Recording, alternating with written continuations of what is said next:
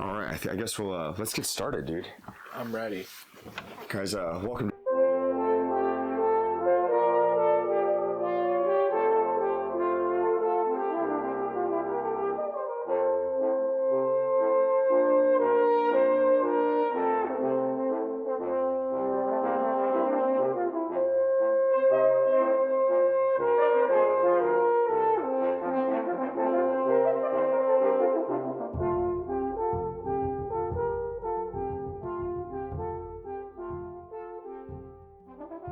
To Jakey Pod. We're here with Jim Gillespie, Dude. the famous Jim Gillespie. Dude. We're here. We're live. And you were asking me right before the podcast started. You asked if I was into music. Do you have any musical talent?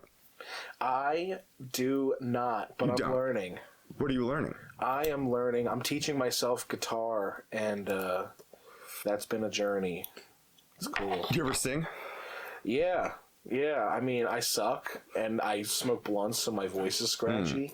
So, but I enjoy to sing. I've never. I sound great in the shower. Do you sound great in the shower, too? I don't like singing, but and I've never done this before in my life. But I was kind of hoping to start the podcast off with maybe a song and see if you could tag along. I feel like you know this one. I heard this song today. It's kind of a throwback. This one, right? It goes, I'm looking for an hourly wage. I went to high school, didn't do great. Still gotta make more cash.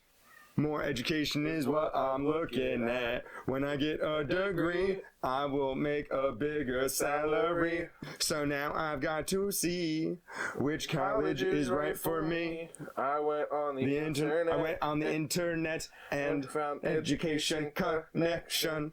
Took some free test to find out my direction. Taking my classes online, getting my degree on my own time. Education connection, match me with the right college for free. Get connected for free. It cuts to her like a fucking triple gangbang. Education connection, get connected. I've been thinking about that song for.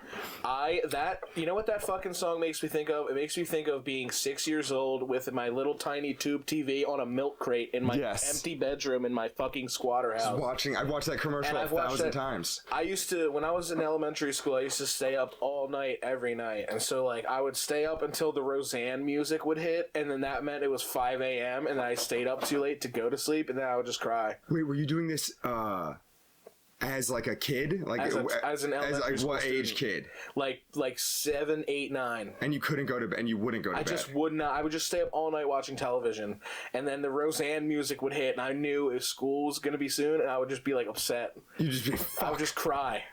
Yeah, dude. Crazy kid. And you were just watching TV all night? Just absorbing like Nick at Night. Well, you didn't have you weren't being supervised? No, ever. See, that's the thing. I feel like I had to go. I had a bedtime. I had to go to bed, and I would not want to go to bed, but they would stick me in there, and I could read. Sometimes I would read, but like, yeah, going to bed sucks. You're a night owl. Jim, you're not meant for the day. You're meant for the night. I have never had a bedtime my entire life. And I'm a wreck. Well, we were talking about this in the drive over about like living in crazy town. You know what I mean? Or, like sometimes our life feels crazy. Like since starting comedy, and I kind of love it, but like only in a technical sense would it be bad. But my sleep schedule is fucked. But I love it.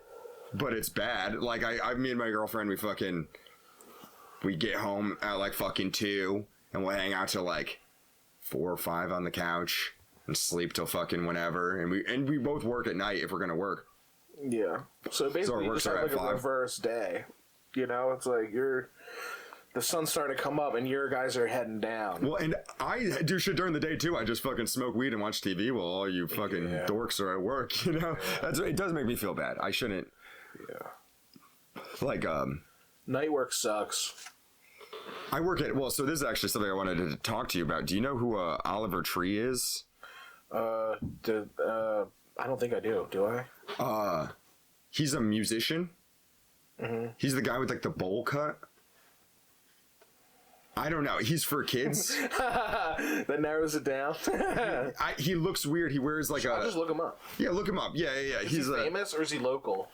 Not local, famous. I feel like you might have seen him before on the internet. Either way, I work at a concert venue, so I see all my concerts Like that's right. I have not seen that guy before. I'm obsessed. I bartend and I bar back at a concert venue. And this fucking, and so that guy was there, and that's a guy who I'm familiar with. He makes music for kids, basically. Yeah. And it was angsty. I mean, this is actually something I wanted to talk to you about. Like, it was kind of interesting. He does like angsty fucking, I don't know how to describe it, like, just like, I wish I was a kid to appreciate it, but it was a little interesting to see. Like, you fucking, feel weird, like, enjoying it as a man? Yeah, well, I mean, I was angsty as a middle school kid. You were angsty? Yes. So that's what so I relate to it. Okay. But I'm like, man, I wish I was in high school so I could fucking make this guy my whole identity. But instead, I just see it. Like, I get it. But yeah, Oliver Tree. I mean, I was an emo kid in high school or in middle school. And I wanted to ask you what you were like in middle school. Were you angsty? So I was not angsty. I was actually like I was the poor kid. I was Everybody knew you were poor? Oh yeah. Were you gross? Gross and like homeless. You were like a hobo kid? I was a hobo kid. Mm-hmm. But like I did other shit. Like I played sports and shit. Mm-hmm. And like I fucking like would drink. I was with the fuck up. Like, so you could just be cool, but in high school, just drinking made you cooler than other people. I just fucking I just meandered around. I really had no place. Were you popular? I was. Yeah, I guess so. You were popular in high school? Yeah, I guess so. Kinda. Like it was just. But you definitely weren't emo. No, in high school. In high school, things started kind of like coming together. Like when I was in like 10th grade, I moved in with my aunt and uncle, who became like my parents, and then I was like, everything was very normal from then on. But like before that, it was like I was like getting fucked up. I was selling weed. I was literally just a hobo. I was like a hobo kid turned into like a drug dealer kid. You were listening to fucking rap albums late at night. You're like, I'm a fucking gangster. I was listening to Biggie Smalls like party and bullshit like on the way to sell weed in history class. Like, and then you just get like in a normal household, and then you're like. And now I'm like, okay, I'm stable. Now I'm like, people are like telling me that I have a curfew, and I'm like, what the fuck? I'm a drug lord. I'm like, boing. More like I was actually like, this is hot. Well, so I was angsty as a kid, but also dude, it's like kind of funny and embarrassing to talk about, but we were just talking about it a minute ago. I played I was emo. I had the fucking and I have nice parents. They're fine. Like they're fine. You know what I mean? But I came out the gate fucking straightened hair. I was wearing skinny jeans back when that was like a very mockable, effeminate thing to do. And that was fucked up. I was wearing skinny jeans, which like blew everybody's minds because everyone had baggy jeans, I guess. Yeah, everyone was wearing Jenkos. Dude. and walked in. And my friends would dye their hair, and one of my friends did eyeliner. Like, went to school in eyeliner. So because I hung out with everyone just called our group fucking eyeliner. They're like, you're eyeliner. Oh, my. You're eyeliner. And you know what's funny? I would have died to be like something like that back then. Like an emo? In a group. You have a friend group. I was just like, I had so much shit outside of school that like I was barely ever. You weren't making connections, basically. I was barely ever there. I was like literally, I think I missed 50 days a year every year. That's sick. What were you doing? Just chilling? I would just chill. Like, no one ever made me go to school, so I was like, all right, I'll go when I want. Oh, you were just like unsupervised as fuck? I was just a out in the wilderness kid. A feral child? Feral child. I ended up discovering books. That's good. I got my way. I found my way with a dictionary. It was fucking... Well, because you're no dummy. You're definitely it's fucking school. Yeah. See, here's the thing. I'm kind of like I liked school. I did too, but I also liked like not having to go. Like I kind of looked at it as like this is where I go to see my friends and shit, and we're all hanging out all day, and then they make you do stuff, but it's not that fucking hard, you know what I mean? You could just fucking. But there's this other type of kid that I was not, but that I appreciate, the kids that were always like, fuck this. Fuck school. I was never that kid. I was just like, I would just disappear for long stretches of time. Did you care about your grades? I didn't understand the magnitude of it until I was literally like a junior in high school. Oh, and you're like, I've been fucking this up, and they look at that? Like I was like, I didn't realize, like, literally the only reason I got into any colleges was because of my SAT and ACT. Okay, they just write. And then I still didn't. I never went anyway. I didn't. Jimmy, never you're not. That's not you. It's not me, dude. It was never gonna be me. The only reason, I mean, I did. And looking back on it, like I went to college for. I'd say that now, but now that there's so many online degrees you can get, Education Connection is out there. Education Connection, baby. You could get any degree online for free. For some reason, in third grade, I knew that was my path. They were telling you 100 times a night. In 2006, how this was going to play out. But like, that's what I'm saying. I went to college for like a social experience. You fucking live in a jungle gym with a bunch of fucking 20-year-olds. It's absolutely retarded. That's what you're paying for. It is. It's the price tag is crazy. If you, I guess it would be smart for people who are going to degree. If your dream was to become like a doctor or whatever, then you got to go to college. Be a nurse. That's funny. How long did that dream last? Like 2 years. Jimmy the nurse. I was gonna be a nurse. I was like, fuck it. Always. You realize that's the most like basic bitch towny girl choices. Like every girl I know. Just it turns out I didn't want to be a nurse. I was just in the closet. I was just not gay yet. I had to come to terms with that, and I was like, oh, that's what happened. You know what's funny that you say that, which is because I see you probably at least once a week or every few weeks or whatever. But I was talking to my girlfriend, and I was like, what should I ask Jimmy about? And she's like, ask him about being gay. And I'm like, that's not even like the fourth thing I think about when I think of Jim Gillespie. That's the best thing I've ever heard. I would hate for it to be like, well, he's gay. And then you were talking about in the car. I'm like, I've never forgotten, but it genuinely, I think at least 4 other things. You're like a fucking hilarious maniac, fat retard. Yeah, there you go. And as long as you can, like, the more words you can put before gay, is the better you are as a person. I totally even forgot, and I'm not even just saying that. Like, she was like, ask about that. I'm like, what about it? Well, you said you had a guy, and he saw you do well at comedy. Yeah. That's always cool. That's always cool. You don't want to bomb in front of somebody.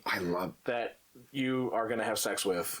It almost ensures that it won't last or fizzle out like as you think. Because the whole thing is you're trying to sell that at some point you're going to make your living doing this. Yeah. That's what the image I'm projecting. Yes. And for him to like watch me go up there and just lay a fucking egg. Yeah. Would send me, it would get me close. Dude. I'd get close. Dude, I mean, and like, I would suck the gun. This is my favorite, the best thing in the world is new open mic comics. When they first come out, bring in their girl first thing, and you're like, so and dude, it happens. It's like a classic move. I love when it happens, and I'm like, I watched a dude who's been doing it for years bring his girlfriend to an open mic and doing jokes about eating her pussy, with her at the bar, like just standing at her feet. God. It was the fucking best thing I ever watched, and I got to go up right after and be like, "What up, girl?" I love the jokes about the girlfriend when she's in the see. My girlfriend is different because I have a comedy girlfriend, so but also I think because she worked at the comedy club, she knew I did comedy, and I think she was like, you're gonna go to Raven Lounge, you're gonna leave and go to Raven Lounge, I'll come. And they came and hung out, and I think I had a good set, but we're like, I think if I had not gonna had a good set, what if she didn't fall in love with me? You know what I mean? It literally hinges your art. Saying it, your art is so annoying, but your art is like, you know what I mean? If that sucks, that's tough to. I mean, dude, the Joker archetype is out there. Like, you're like, oh, you bring someone out, you're like, oh, you're a comedian. You're like, I'm the real deal, baby. And then you see it and you're like, this is what you do. We also, to be fair, like, we live in Crazy Town. We do a lot of unglamorous shit most of the time. Oh my God. There's no glamour attached to some of the stuff that I do. And sometimes I'll subject people to something that's not very awesome. What do you mean by that? Like, I'll bring people to like a show that ends up like blowing. Yeah. And I'm like, I just ruined someone's evening. Yeah. Oh, I had my high school friends come out one time, and I was like, I wasn't booked that night, but I'm like, let me get a fucking guest spot, and I hit up a dude, and I got a guest spot, and I'm like, hey guys, guess what, we got plans tonight, Jakey's gotta go. And then they're at the show, and they're like, how many until you? how long is this? And I'm just sitting like, oh no, you just fucking sit. You just fucking sit and watch it. You just sit. It's like 4 more than you. Yeah, 45 minutes approximately. Yeah, we'll see. I'm having fun. They're like, you're about to go up? Yeah, my friends coming to open mics when I first started, that was tough. I had some good buddies who would come hang out with me. I sucked like really bad. Like for like 4 or 5 months. I was doing one mic a week, but I was going every week, and like for like 4 or 5 months, it was just like I wasn't really getting anything. Who were you bringing? Who was your friend that you were bringing? It was me and John Prophet. Yeah, you and Johnny Prophet. Yeah. Well, comedy we started really together. Hard. Well, what's funny is like I would go up and I would talk about shit that I thought people gave a fuck about, and then like this one guy was like, "You should just talk about you." He's like, "You're literally like a fat retard." Yeah. Well, I mean, that's what this is actually funny that we're talking about Johnny Prophet because I remember I was just talking about this in the car. My first time doing comedy at like in Philly at Raven Lounge, I went up late and I had met Jim and John Prophet and Jim Gillespie outside, and I remember I was going to do all animal jokes. I was working in a vet office and had like, I swear to God, like 5 minutes of dead dog jokes that I waited all night to tell. And John Prophet goes up and does all dead dog jokes. I'm like, God fucking damn. It's 1:15. I'm like, he's doing all my dead dog. They're going to go hear more dead dogs. There's no fucking way he's got dead dogs. There's no way. And he worked at like a dog crematorium. And that's what I'm saying. I swear to God, I would interact with those guys. I was the guy putting it in the bag to send to the crematorium. Yep. And he totally stole my great dog dead material. It's insane that the next hand in that supply chain also was like, this needs to go on. We need to tell the world about what we're doing here. Dogs. It was hilarious. It was fucking hilarious. It's crazy. But yeah, like, I don't know. I came out on stage. I was fucking like, I used comedy.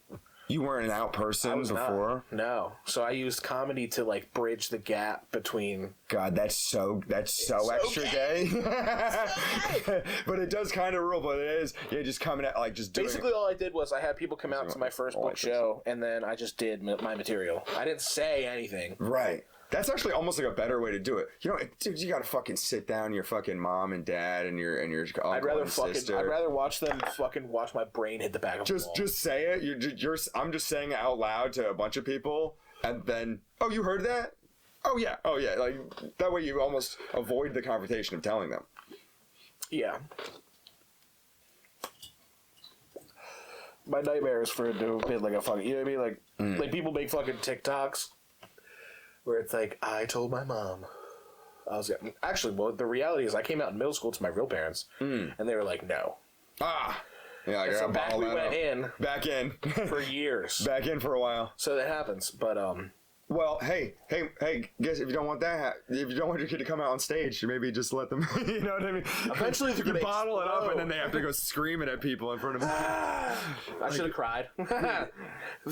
In hindsight, I should have cried. Just start crying immediately. It was an insane fucking day, too, because, like, it was my first book show ever.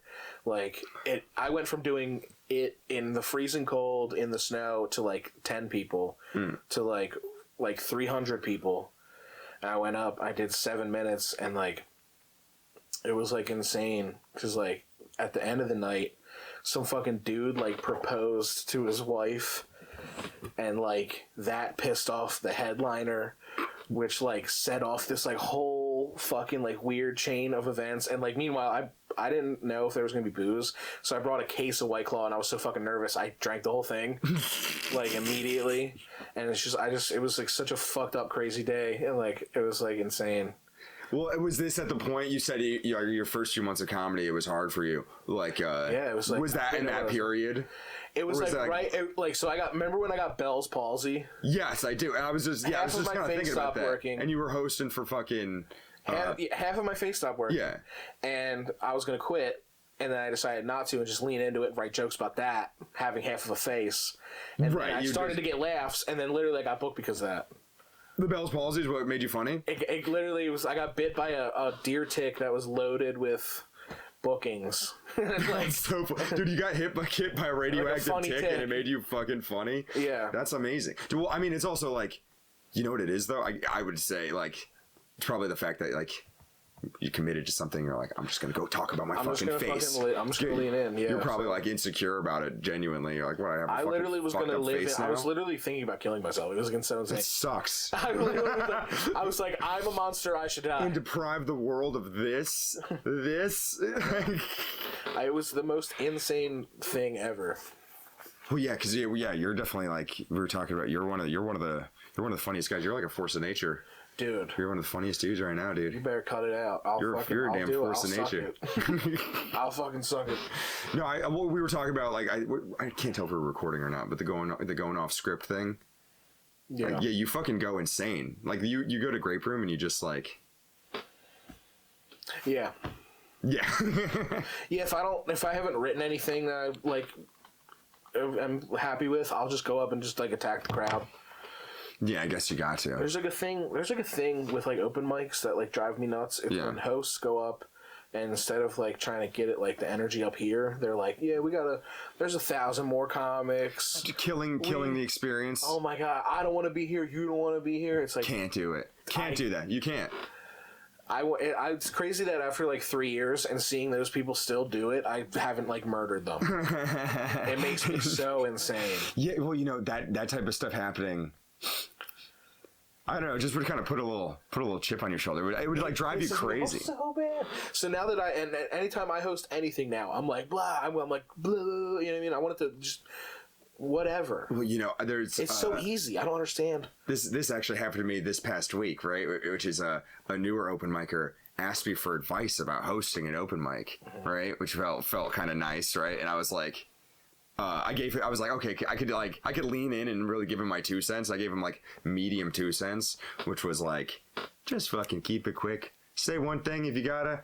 If you don't, people will appreciate you just saying the name and moving it along. And then also, I was like, mostly just fucking literally do whatever you want. I don't give a fuck. Like, yeah, just literally do whatever you want. Yeah. Also, remember that the stakes are low. And to have fun. That's what was kind of funny. That's what was kind of funny and adorable about it to me, because he was just like, I'm very nervous to host this open mic, and I'm like, it's literally there couldn't be anything more nothing than this. It's like insane. It's insane that in 6 months you're gonna like you're gonna be like trying to scheme to find somebody. I'm like. I might have this guy fucking take over. I might have him. I can stop doing it. I might be able to give this burden to someone else. Yeah. Oh, I do love it. I do love a good open mic. I love working my new shit out. Right. Like I if I'm doing an open mic, I want to do something new. I want to do something new at least. Yeah. Wait. What was Did we talk about Yu-Gi-Oh? No, we didn't. We didn't? No. But did I tell you about? Wait, I think I might have started. You told me that you wanted to save it. Oh! I was explaining to you that in high school I was emo, but then at some point, just my entire identity, like when you play Yu-Gi-Oh as a kid, you have like the cards, but it's almost like beyond your childhood depth to like understand the rules of the game. That's exactly where I was with it. And I was very nostalgic with it, and me and all my friends. Actually, it was a fateful bomb threat Friday. Mm-hmm. Which we had in my town. We had these bomb threat Fridays for like a few years. It was like the school just kept. I don't know who did the first one, but like kids would call in a bomb threat to get school off on Friday. Like that's and like technically they can't make you stay in school if they think it's gonna explode. So and it was like for a stretch of time it was like known as Bomb Threat Friday, and you would just like come in 10 o'clock. They're like, all right. You guys get to go home. But some of it was dumb shit. Like some girl, there's some kid that his nickname was A-Bomb. And she wrote, I love A-Bomb. And then they're like, you can't write bomb on the fucking mirror. Or somebody wrote bomb threat or whatever. But nobody cared because you get school off. Kids would do it for tests and shit. You didn't study. It just happened. It was hilarious. Such a practical, like... And like the phone tracking software like was like beyond the local police, I guess. So they were just able to do it. So they'd have these bomb threat Fridays. Me and my friends would go home. Oh, let's whip out the Yu-Gi-Oh cards for some reason. Then the next fucking year of my life was getting way into like competitive Yu-Gi-Oh. And buying all the packs, taking my parents' money, buying the packs, saving them up. It's gambling for kids. I didn't know about all that. It's like if you think about like a pack of Yu-Gi-Oh cards, it's essentially the same energy as a scratch off. Oh yeah. You crinkle it open, you get 9 of them. There's this very slim % chance you get a shiny one. You know what I mean? Shit rule, dude. Me and all my friends, and we would go to high school, emo as fuck. go to study hall, go to the cafeteria, whip out the cards, play a few rounds, go to classes, go to lunch, whip out the cards, play a few rounds, go back to study, go to study hall, go find each other in study hall, play them, leave school, go home, play at each other's houses for like 2 hours, practicing, getting real good at Yu-Gi-Oh. Now my friends, see, here's the thing, like in middle school, like my friends and I, we got good at Call of Duty. Oh, you got that hand eye. Yeah. We got really good at Call of Duty. Do you have a team? I don't know anything about it. We didn't have like a team or anything, but it was like we knew that like we were all going to be on there, and like we got like good. Like we were playing a lot. We were getting shit talked. Which Call of Duty? Modern Warfare 2. And that was like that. That was like kind of the heyday. What was the year was this? Probably like. I was probably like 2009, maybe. That's a crazy time for online video games. 6th, 7th, 8th grade for me. You were probably saying some bad stuff. I should have written it all down. It's on a fucking Microsoft server somewhere. I hear that's true. That'd be amazing. Just to get your fucking 12-year-old Call of Duty 2 chats. Oh my god. While banging people's moms and. Dude, I was even more psychotic. Like I was just like, I'm gonna fucking kill you. I'm gonna come to your house to kill your family. How do you like that? Dude, it was just like that though. It was fine. It was 2007, baby. It was fucking. Fine. We were chilling. And we did it to each other at school. Like there was people like, I'm gonna fuck you up. Like I will fucking kill you. Like, but it was to each other. Your voice was probably all tiny. It was I was like, I'll literally fucking kill you. Little fat voice. Dude, dude, I think back to that time. Like I was we were gamers. That's what you were a gamer boy. We gamed. Yeah, it was a fun time to get good at a non-important thing, a useless skill. Mm-hmm. You know what I mean? But it was like you're still a child a little bit, so you're like, I want to. That's what I'm saying. It's like almost the idea of like this is like for kids, but as now like a teenager, I could get like really good at it. I could wrap my head around. Yeah. I enjoy video games. I suck cock at video games. Yeah, see, I played video games my whole life. My brother always liked them a lot, so I kind of just like got into it. I like them a lot, but I am bad at them and play the baby dumb ones. Like what game do you like? I play baby dumb ones. What do you like? Fighting games and like sports games. Those are cool. No, I play like Minecraft. Oh, actually, I've never played that. To me, that's like a smarty game. No, it's. I'm like, what is he doing? It's. I'm almost gonna like pitch it to you right now, but it's the most nothing thing. It's like Legos in an open world. You chop down some trees, you get some wood, you build a little fort, I have a house now. Let me put some carpets in. So it's like Sims. A little more interactive because you got to go kill animals and fight monsters. It's more like adventure-y. You're in the body. And the graphics freak me out. I've been playing since high school. I like it. Well, and then this is the other thing is we would play online on a server. So even though I had a curfew, you would just go and hang out virtually with a bunch of dorkasses and build castles and stuff like that. Super fun game for babies. But I like it. I fell out of love with video games like in high school. I didn't have any. Like I just I sold it for fucking weed money. Yeah, you were just one of those guys. I was like, I just want to have weed money. Dude, I was because I was thinking about talking to you today, and I was like, I should talk to him about Yu-Gi-Oh. And you were like, there was this kid who was like the trashiest kid around, and he would kind of come to play Yu-Gi-Oh with us sometimes, but he was just one of those hustler type of kids. You know what I mean? He goes, a grifter. Hey, baby, I'll trade you. How about you trade me that fucking Blue Eyes White Dragon right there, and I got a PSP at my house. Yup. I got a brand new PSP at my house. You want a PSP? I don't even play it anymore. Do you just want that? And I'll fucking and then he's like you're basically an innocent child. You would never do this. You would never. But we would. Yeah, I'll give you a fucking sure. I'll trade you a card. You're gonna give me a whole PSP. Yeah, dude. Yeah, I'm gonna go get it. I'll be back. Dude, and he would never give you and he would have the PSP. I bet if you ever fucking pressed him about it, he probably stole it from some other kid. Actually, there was this kid when we His were DJ. when we were in high school, when we were in like 9th grade, there was this kid, Little Nicky. Is it like his name was Little Nicky, like the movie? Yeah, he was like a little shit kid. Like, so he used to steal money from his mom and his grandpa, and he would come, and me and my one buddy, he would come and like be like, "Can you guys get me weed?" And we'd be like, "Yes." Mm-hmm. And we would take the money, and then we'd go get weed. Yeah. But he did it all the time. Mm-hmm. We never gave him weed, but he still gave us money. He would just always be giving you money. So this one time, he came... Wait, would he get mad at you about this? Yes.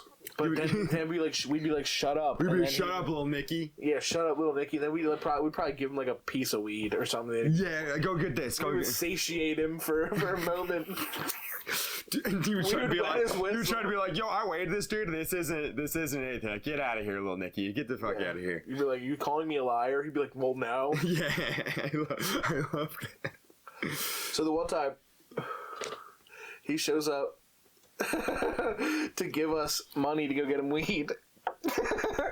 And he's got like 2 big ass bags of coins, and he's like fucking trying to hand them, because then now the plan is we have to go to Coinstar and now go get weed. And so like he's pulling up with the fucking bags of coins, and his mom fucking in a white van literally like hops a curb in the van and like almost runs him over and is like, what are you doing? Like he stole her fucking coin collection, and she drove to get the and coin. She fucking chased him in a car to come get it. It's so fucking crazy. And I don't think I've ever told that story before anywhere. Oh, I love the kid hustles. The kid hustle. But that is so insane. Like, well, and this kid would do that shit too with weed, because he would, you remember, here's the thing, I don't know if you know about professional Yu-Gi-Oh cards, but I don't. Cards get banned. There's a ban list. So do you remember shits like Monster Reborn? Do you remember shits like Dark Hole? I know. Blue Eyes White Dragon. Let's Red Eyes Black Dragon. Those guys are cool. But like, let's say like you could probably wrap your head around some cards that get too good. So they have to ban them so the game stays playable. So, this fucking scumbag into town, he knew we were into it. He would know which cards are about to get banned, and he had a bunch of them. And he'd be like, "Hey man, I'll trade you all these cards. You give me a little weed." We would do these weed trades where you'd be like, you would walk out of it feeling like, I just scammed this guy. Yeah. But he knew the card was going to get banned the whole time. He just fucking wanted to get high or whatever. And just traded us, got him to buy him weed, basically. That's fucking awesome. Kid, I would like to believe this kid's a genius now, but I think pretty sure he's working at a gas station. Yeah. Whatever.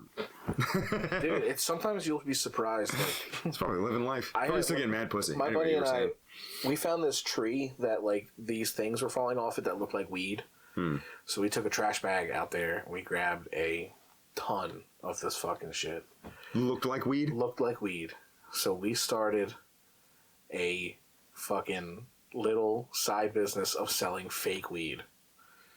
And made a shit. What age? 16. 15, 16. And you just ground up some fucking herb. Just this fucking shit that fell off a tree around the corner from my house. And people would like buy like eighths of it for fucking like $60. Because we were selling it full price. And when did this fall apart for you? How are you? Did you get your ass kicked? Yes. Yeah, okay, yeah. Eventually that's going to end. A repeat customer had someone like... Hey, man, I feel like... He brought that shit to somewhere and tried to give it to someone, and they were like, what the fuck is this? You know what I mean? And he's like I noticed... So it trickled down to an ass whooping, but... They were like, people, because it was so funny because the logic of a 15-year-old selling fake weed, we were like, people were like, it doesn't smell like weed. We were like, well, it was grown on a hill that was blessed by monks. And so it doesn't have the smell. It doesn't have the smell. For like the legal reason. Yeah, it's like, wait, that was your lie? Literally, that's the real, that was like... You were 16-year-old Jimmy, that. It was on a hill, grown on a hill that was blessed by monks, so it doesn't have a smell. It doesn't have a smell. And I was selling it to like other high school kids. It was like the dumbest fucking shit you could ever imagine. made hundreds, maybe like $1,000s. And you just got a fucking whooping and that stopped it? An ass whooping, like a crazy one with like a skateboard. Yeah, oh yeah. Yeah. I fucking hate you with a skateboard. Yeah. I have to beat you. That's what happens. That's it. Hey, you want to know? I sold fake acid too. I would just sell people cut up pieces of paper. I love like the kid schemes where like that's what I'm saying, your kid brain like makes the connection and like I can fucking sell fake weed and you don't have any of the consequences. Like, so here's I have the Yu-Gi-Oh version, right? A buddy of mine who I still talk to regularly, right? But, so this is, all of that has been to say, I'm back playing Yu-Gi-Oh. I got it on my phone. I'm addicted as fuck, right? So I'm talking to my buddy from high school. He had this scam where he would fucking, because we knew the prices of all the Yu-Gi-Oh cards. And some of them, you know, the rarest ones were like $300. Right, for one card. And, you know, it was that you needed to play or whatever. And he he would go with his girlfriend and he would, because, you know, the barcode was on the outside. He would rip open the pack and he would take all of them, walk around Target. This is 2012, so nobody gave a fuck. And he would dump them into her tote bag, right? Come home, flip the good ones. And he would come to school and be like, dude, I made a fucking $1,100 this weekend doing this Yu-Gi-Oh selling thing. And I was like, this fucking guy has it all together. This guy is so much smarter than me. Yu-Gi-Oh thing is crazy. But he was just but then he would like became too regular. He was hitting 11 different fucking targets. They were doing it a lot. But it was like, yeah, it's like selling, yeah, the flipping them for the value. But in my mind, I'm like, this is an all green business model. Yeah, that's what I'm saying. Like, that's why it's stealing and then flipping it and stealing. Like, it's so smart. Or that's how I felt at the time. I was like, oh, I didn't realize he was. But it is kind of a victimless crime. Who's hurting? China? Japan? Who's hurting? Who are we hurting? That one's a victimless crime, I think. Those are the best time. Victimless crime, like that, like something harmless. The entrepreneurial spirit of a teenager. It's crazy. It's crazy. It gets sucked out of you. I don't know, dude. But I think we should maybe end soon, but end on this. Do you watch any movies? You got a letterbox? I do have a letterbox. Do you? Can we add each other? Yeah. I just made one this week, and I think I've had it for a while. Do you keep up to date with it? I have not, but I know I have one. See, I have some shit on there. We should add each other on Letterboxd, and I think I might be adding a segment about Letterboxd, but So you like it? You're a movie. I watch movies. I'm watching. Yes and no. I'm watching movies all day, but I'm watching the same movies. I'm watching my favorite trash movies. Oh, what are they? I'll fucking watch Casino like fucking 4 times a week or some shit, or I'll fucking put on. I can watch that anytime. Right, like that's what I'm saying. So I have a little office in there, and when I edit, I fucking have to put on movies in the background. Yeah. So I'll fucking put on Empire Strikes Back or fucking and I started a Letterboxd, and I'm gonna keep track of what I watch. I do it with TV too. You keep track of TV on here? Not on Letterboxd. I'm just so like when I watch the same movies too. Mm-hmm. Yeah. And TV shows. I can't watch new shit. New shit sucks. It does kind of suck. I only watch old shit. I watch old shit. I watched that show Ugly Betty. I watched it like 10 fucking times. Probably in totality, I've probably watched that show 10 times. It's one of the more hilarious shows ever. I don't think I've seen Ugly Betty. It's one of the funniest shows fucking ever. I should check it out. Oh my god. It's pretty fucking gay. It's gay? You're a gay guy. It's pretty gay. You like gay stuff too. It's not that gay. Well, so it's pretty gay. So talking about gay, my first day of Letterboxd, my buddy from high school was like, get a Letterboxd, and then it was the snow day. So what do you do with the snow day with your bitch? We're gonna watch all the Harry Potter movies, right? Nice. But then we woke up and we're like, we're feeling crazy. Let's watch the Harry Potter movies in reverse order. And I'm like, that will be my first Letterboxd. I'll review all the HPs in one day. So, but I started with 7. Now, did you see them all before? I've seen them a million times. Okay. I've seen them a million times. I watched the Sorcerer's Stone movie with my grandma probably 7,000 times. I've seen them so many times. Well, they're Christmas snow associated movies for some reason. Okay. They all have a fucking winter scene. They're grandma, so I haven't watched any of them since she died. Oh, interesting. That I associate it with her. Well, let me just hit you with these reviews, and then we'll get out of here. Let's do it. Harry Potter, and we watched 7, but 7 is in 2 parts. So we did part 1 first, and then part 2 second. Okay. So Harry Potter and the Deathly Hallows, part 1. 3.7. It snowed today, so we're watching all the Harry Potter movies in reverse order. 3.7 out of 5 stars. Deathly Hallows Part 2, 3.5. I don't know why I'm doing this to myself. I'm going to watch something else soon. Harry Potter and the Half-Blood Prince, 3.8. Man, I don't even know why I'm doing this. Then I switched it up. I watched Titan AE, 4.5. This movie, do you know what that movie is? No. This movie slaps. I'm the only person on earth who's seen this movie. It's a great sci-fi movie for kids. I have this motherfucker on VHS. Then Harry Potter and the Order of the Phoenix, 3.2. I've just got his on in the background.